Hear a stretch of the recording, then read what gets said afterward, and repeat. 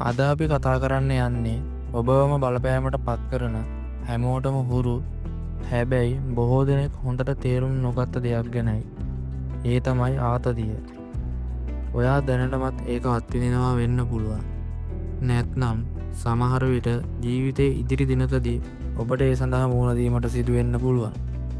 ඒකෙන් මිදෙන්න ක්‍රම කිහිපයක් ගැන අද මේ වීඩියෝවෙන් කතා කරනවා. ආතතිය කියන එක අපි හැමෝම දන්න හැමෝම අත්විඳින දෙයක්. හැබැයි බොහෝ දෙනෙක් හිතන විදිහට ඒක නරක දෙයක් නම් නෙමෙයි. ඒකේ හොඳ පැත්තකුත් තියෙනවා. ඒ වගේම නරක පැත්තකුත් තියෙනවා. උදාහරණයක් විදිහට කෙනෙක්ට විභාගයක් තියෙනවා නම් ඒක ගැන ලැබෙන පොඩි ආතතිය Tamanට හොඳින් ඉගෙන ගන්න ශක්තිය ලබා දෙනවා. හැබැයි ඒ ආතතිය වැඩියෙන්ම හැදෙනවා නම් ඒක තමයි ගැටලුව. කෙනෙක් ගෙදරින් එළියට යන්න හදන වෙලාවට ගොඩක් සීරියස් වෙලා මට බස් එකේ යන්න බයයි. මට මිනිස්සු අතරින් යන්න බයයි කියලා හිතනවා.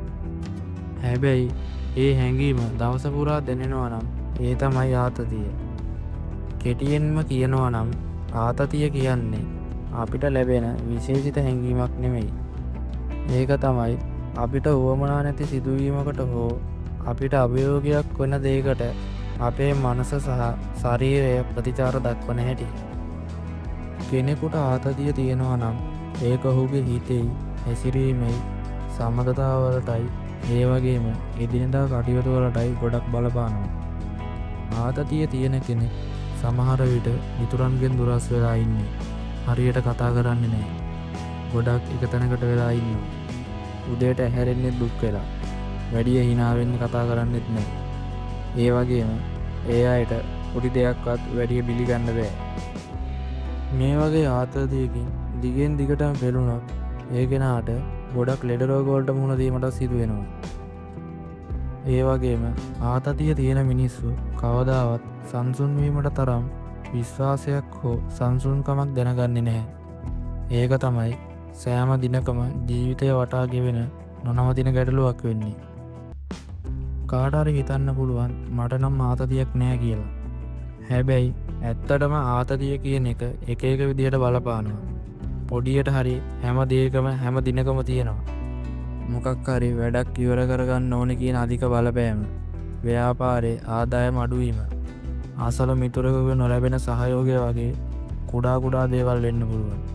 ඒ වගේම හදිසි රෝගයක්, ලෝන් එකක් ගෙවන්න බැරි වීම, ඒ වගේම ළමයින්ගේ විභාග වලින් උසස් බලාපොරොත්තුවක් නැතිවීම වගේ මේ හැම එකකින්ම ආතතිය වෙනස් විදිහට එනවා. ඒ වගේම සමහර අයගේ ආතතියේ ප්‍රධාන හේතුව Tamanගේම බලාපොරොත්තු. මට අනිවාර්යෙන් සාර්ථක වෙන්න ඕනේ. මට පර්ෆෙක්ට් කෙනෙක් වෙන්න ඕනේ කියන ගැඹුරු හැඟීම් අධික ආතතියට බලපානවා. දැන් අපි බලමු ආතතියෙන් මිදෙන්න පුළුවන් ක්‍රම මොනවාද කියලා. මේක තමයි හොඳම පරිච්ඡේදය. බොහෝ අය හිතනවා මට ආතතියෙන් මිදෙන්න බෙහෙත් ගන්න ඕනි කියලා. හැබැයි බොහෝ වෙලාවට ඒකෙන් తాවකාලික සහනයක් ලැබෙන්න පුළුවන්. පළවෙනි ක්‍රමය විදියට හරියට හුස්ම ගන්න ඉගෙන ගන්න. නිවැරදිව හුස්ම ගන්න එකෙන් අපේ මනසට කියනවා දැන් හරි. දැන් මනස සංසුන් කරගන්න පුළුවන් කියලා. දෙවෙනි ක්‍රමය විදිහට එදිනදා ජීවිතය රටාවකට අනුව ගත කරන්න.